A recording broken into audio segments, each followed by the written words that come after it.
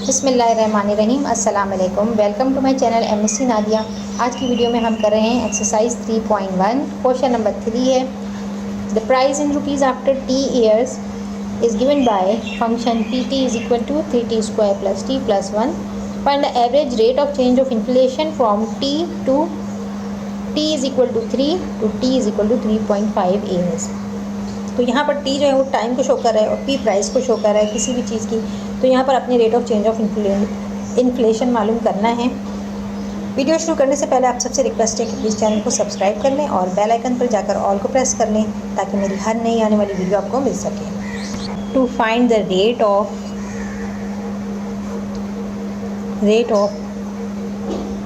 Change of inflation between time t is equal to 3 and t is equal to 3.5. We need to calculate the difference in price.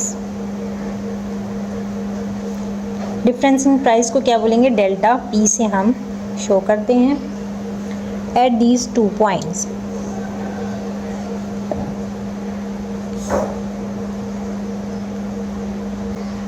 And then divide it by the difference of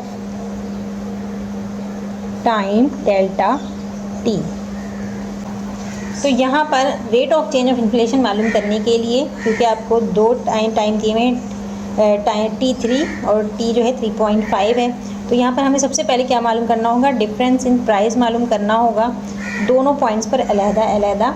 और difference in price हम कैसे मालूम करेंगे कि P2 में से P1 को minus कर देंगे तो हमारे पास डेल्टा P आ जाएगा। इसी तरह डेल्टा T किस तरह मालूम करेंगे, जैसे ये T2 है, T2 में से T1 माइनस करेंगे।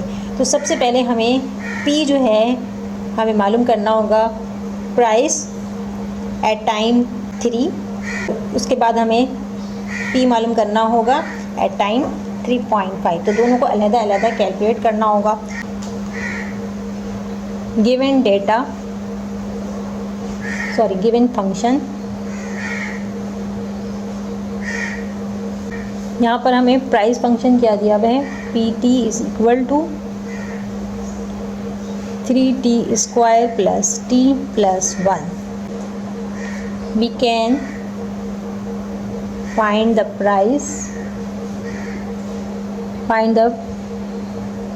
Prices at t is equal to 3 and t is equal to 3.5।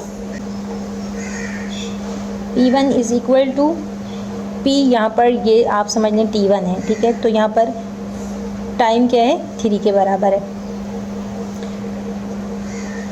तो यहाँ पर हम PT यानी T1 टाइम ले रहे हैं हम, तो T1 टाइम क्या है, यहाँ पर 3 है, ठीक। तो यहाँ पर हम 3 लिख लेंगे और अब इसको यहाँ पर जहाँ भी फंक्शन में t है वहाँ पर क्या आ जाएगा, 3 आ जाएगा, ठीक है। तो 3 मल्टीप्लाई बाय 3 का square plus 3 plus 1 equal to 3 3 ज़ा 9, 9 3 ज़ा 27, 27 में 3 प्लस करेंगे 30 और 30 में 1 प्लस करेंगे 31 ईयर्स आ रहा है, ठीक है। PT2 T हमें T2 क्या दिया हुआ है, T2 है 3.5 इक्वल टू, यहाँ पर अब 3 की जगह 3.5 लेंगे, 3.5 होल स्क्वायर प्लस 3.5 प्लस 1, ठीक है। समझ में आ रहा है आपको, जहाँ भी t है तो अब हमने t जब 3.5 लिया है तो हर इधर भी 3.5 आएगा t की जगह पर और यहाँ भी 3.5 आएगा। तो इन सबको जब आप कैलकुलेट करेंगे तो आपके पास वैल्यू आएगी 41.25, ठीक है। इसका 3.5 का स्क्वायर लेंगे, 3 से मल्टीप्लाई करेंगे, 3.5 उसमें प्लस करेंगे, 1 प्लस करेंगे, इस तरह से ये आएगा 41.25। अब ये हमने कैलकुलेट कर लिया, तो अब हम क्या मालूम करेंगे, डेल्टा पी। डेल्टा पी क्या है, P2 माइनस P1 होता है। तो P2 यहाँ पर क्या है 3.5 है, 3.5 माइनस P3, तो यहाँ पर 41.25 है, 41.25 माइनस 31 इक्वल टू 10.25 आएगा माइनस करके। ये आ गया आपके पास डेल्टा P, और अब इसके बाद आप डेल्टा T मालूम कर लेंगे। To find delta T is equal to small t है, T2 माइनस T1।